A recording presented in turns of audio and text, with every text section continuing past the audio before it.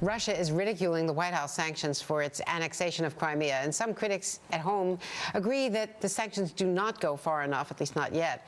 Congress left town before approving a critical economic aid package for Ukraine. So what next? New Jersey Senator Bob Menendez is the chair of the Foreign Relations Committee and joins me now from CNBC in New Jersey. Senator, thank you very much. There is a sense, certainly in Moscow, that the U.S. is issuing empty threats. Well, you know, we're not finished. First of all, the threats aren't empty. They're significant. They, of course, will seek to brush it off, saying it has no consequence to them. But I do think that what has to happen next is a combination of Europe coming to the conclusion that their commercial interests cannot supersede their security interests and joining in some very biting sanctions because they have $400 billion worth of trade with Russia versus 40-some-odd billion from the United States. So they have the greatest bite at the end of the day, and I know that they're debating that as we speak. And so hopefully they'll come to the conclusion that they need to have some very significant sanctions joined with the continuing sanctions that will leverage, as well as those that we've called for in the Senate passed legislation, or I should say from the committee passed legislation. Vice President Biden, on his trip in the last couple of days, was discussing NATO exercises that he said would help bolster the Baltic states.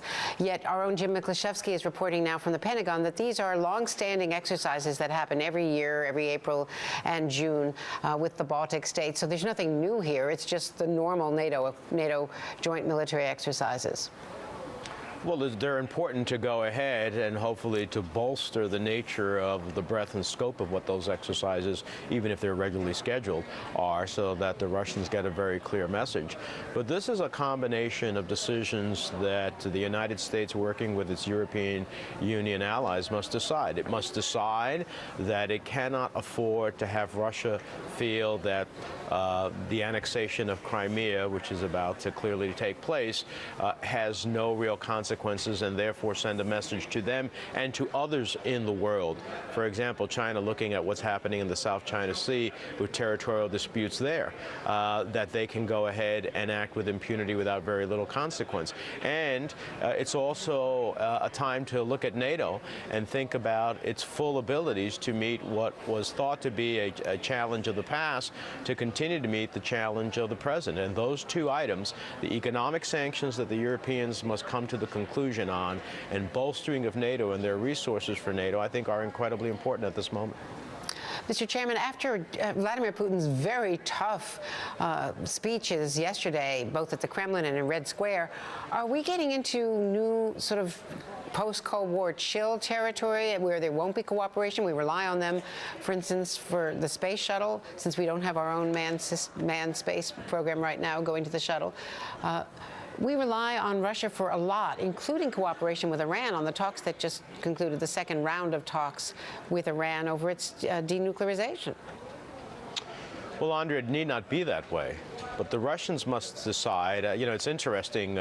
President Putin, about 6 months ago, with reference to Syria, said something in his op-ed in the New York Times to an American public that we should move away from the policies of force and enter into the policies of engagement. Well, he needs to listen to his own rhetoric.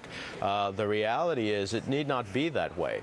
But the Russians also cannot believe that they can annex properties and territories of countries without real consequences, or Putin will calibrate where else he will go to next.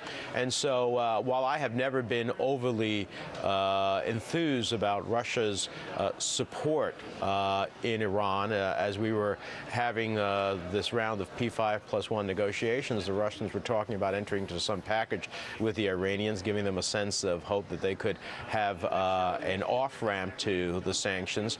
On Syria, they have been Assad's patron, and the only thing that got them to agree to pressure Assad to give up the chemical weapons was the authorization of the use of force that the Senate Foreign Relations Committee gave to the president before he was heading to the G20 summit in Russia. So Putin only understands strength, and whether those are really biting economic sanctions or strength militarily, if he comes to the calibration and understanding that we're serious about it, then we can continue on a path that ultimately can be more collaborative and more cooperative. And Senator, thank you very much. And stay Thank with you. us. We'll be right back right here on Andrea Mitchell Reports.